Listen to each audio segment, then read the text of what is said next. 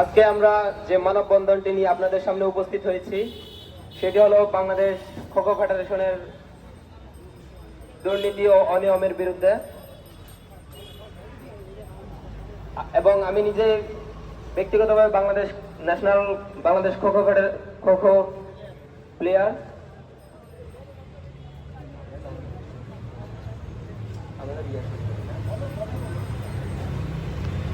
তো মিডিয়া ভাইদেরকে বলতেছি, আপনারা চেষ্টা করবেন আমাদের অনুভূতিগুলো সর্বোচ্চভাবে ছড়িয়ে ছিটিয়ে দেওয়ার জন্য, যেন এই দুর্নীতি বা যারা দুর্নীতির সাথে লেগে আছে, দুর্নীতির শেখ হাসিনা চলে গেছে, শেখ হাসিনা সরকার আমরা তো জানি দুর্নীতির সেরা। তো শেখ হাসিনা চলে গেছে, ঠিক আছে, শেখ হাসিনার কিছু বংশধর এখনো থেকে গেছে আমাদের ফেডারেশনে। তো আমরা চাই যে দুর্নীতির সরকার যেহেতু চলে গেছে, দুর্নীতির এই অঙ্গ প্রসঙ্গগুলো যেন চলে যায়।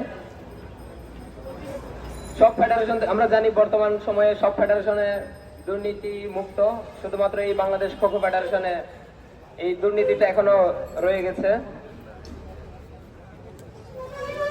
আমরা চাচ্ছি বর্তমান কমিটির আন্ডারে সামনে আমাদের যে খো খো ওয়ার্ল্ড কাপ রয়েছে, খো খোর ইতিহাসে সবচেয়ে বড় খেলা।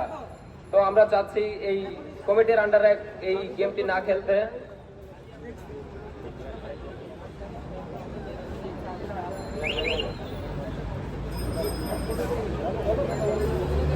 আসসালামু আলাইকুম। আমি হচ্ছে আমাদের বর্তমান যে খো খো ফেডারেশন আমাদের, তো মানে তাদের যে দুর্নীতির একটা প্রভাব থেকে গেছে, তো আমি মানে তাদের যে আগের যে দুর্নীতির আছে সেগুলো আমি তুলে ধরতেছি। তারা হচ্ছে আমাদের খেলোয়াড়দের মূল্যায়ন করে না। তারপর বিদেশ থেকে যখন আমরা গেম শেষ করে আসি, তো আমরা কিছু হচ্ছে প্রাইজ মানি পাই বা হচ্ছে কিছু টাকা পয়সা পাই। তো তারা হচ্ছে সেই টাকা থেকে আমাদের থেকে দাবি করে কিছু টাকা। তো যদি আমরা হচ্ছে সেই টাকা দিতে হচ্ছে মানে না পারি বা হচ্ছে অস্বীকার করি, তাহলে হচ্ছে তারা আমাদেরকে পরবর্তীতে মানে টিমে হচ্ছে সিলেকশন দেয় না, এরকম একটা পরিস্থিতি আর কি। আর আমাদের হচ্ছে আমাদের মহিলা টিমের যে মানে কোচ, তারা হচ্ছে মানে কোনো যোগ্যতা ছাড়া হচ্ছে কোচ মানে জায়গা নিচ্ছে। তো আমরা চাই যে এখানে সেই জায়গায় যেন ভালো মানে ইন্টারন্যাশনাল যোগ্য এরকম একজন কোচ দেওয়া হয়, নিয়োগ দেওয়া হয়। তারপর প্লেয়াররা হচ্ছে ঠিক মতো সুযোগ সুবিধা পায় না। দেন হচ্ছে আপনার তাদের যে হাত খরচ, সেই হাত খরচ থেকে হচ্ছে তারা অনেক টাকা হচ্ছে মেরে খায়। তো এটা আমাদের কোচ নিজেই হচ্ছে বলছেন যে হচ্ছে 2019 সালে যখন আমরা নেপালে খেলতে যাই, তার আগে যে হচ্ছে ট্রেনিংটা পাই আমরা, তো সেখানে হচ্ছে আমাদের দিনে হাত খরচ থাকতো 500 টাকা করে। তো তারা আমাদের 300 টাকা করে মেরে রাখতো আর আমাদের 200 টাকা করে দিত। তো এটা কোচ নিজেই আমাদের সামনে তুলে ধরছেন। আর সকালের নাস্তার ক্ষেত্রে 2টা পরোটা ও হচ্ছে সবজি দেওয়া হয়। তো সেখানে যদি আমরা ডিম খেতে চাই, সেখানে হচ্ছে তারা মানে রুটির পরিবর্তে ডিম খেতে বলে। তো এরকম একটা পরিস্থিতি আর কি।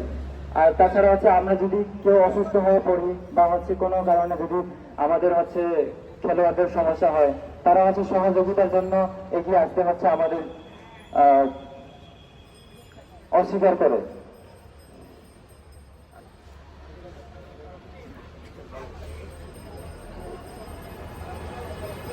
আজকে আমরা বাংলাদেশ খো খো জাতীয় দলের সকল জাতীয় খেলোয়াড় এবং কামিং আপ অর্থাৎ যারা পাইপলাইনে আছেন এই ধরনের সকল খেলোয়াড়বৃন্দ এখানে উপস্থিত আছি। আরও অনেকে আছেন যারা আসতে পারে নাই। আমাদের একটাই দাবি যে খো খো ফেডারেশনটা হবে দুর্নীতি মুক্ত স্বচ্ছ একটা কমিটি। এটাই হচ্ছে আমাদের প্রাণের দাবি। আপনারা জেনে খুশি হবেন যে আমরা এই খোখোতে এশিয়া এবং সাউথ এশিয়ান গেমস, যেসব গেমসগুলো অনুষ্ঠিত হয় সেখানে আমাদের চমৎকার রেজাল্ট রয়েছে, কিন্তু দেশের কয়জন মানুষ এটা জানেই না। কারণ কি, এখানে খোখো ফেডারেশনে এমন একটি কমিটি রয়েছে যারা তাদের ব্যক্তিগত স্বার্থ হাসিলের জন্যই কেবল উপস্থিত। তারা খেলোয়াড় এবং দেশের যে সম্মান সেটা রক্ষার্থে কোনো কাজই করে না। তারা তাদের মন গড়া কাজ করেই চলছে, কিন্তু আমরা এটার বিপক্ষে দাঁড়িয়েছি। সামনে আমাদের ওয়ার্ল্ড কাপ খেলা আছে।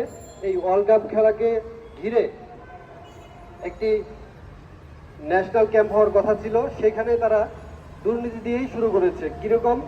তারা অনভিজ্ঞ যারা এই খেলাটার সাথে সম্পৃক্ত না তাদেরকেই ডেকে ক্যাম্পিং শুরু করেছে, যা আমাদের দেশের জন্য অত্যন্ত ক্ষতিকর হবে। কারণ আমাদের সামনে 2025 সালের জানুয়ারির 13 থেকে 19 তারিখ পর্যন্ত ওয়ার্ল্ড কাপ হবে। সেখানে আমাদের প্লেয়ার সিলেকশনে যে দুর্নীতি আমরা দেখেছি, এটা আমাদেরকে ব্যথিত করেছে, যেই জন্য আমরা আজকে এই মানববন্ধন করতে বাধ্য হয়েছি। আমাদের দাবি, দফা 1 দাবি 1 বর্তমান কমিটির পদত্যাগ। দফা 1 দাবি 1 বর্তমান কমিটির পদত্যাগ। দফা 1 দাবি 1 বর্তমান কমিটির পদত্যাগ।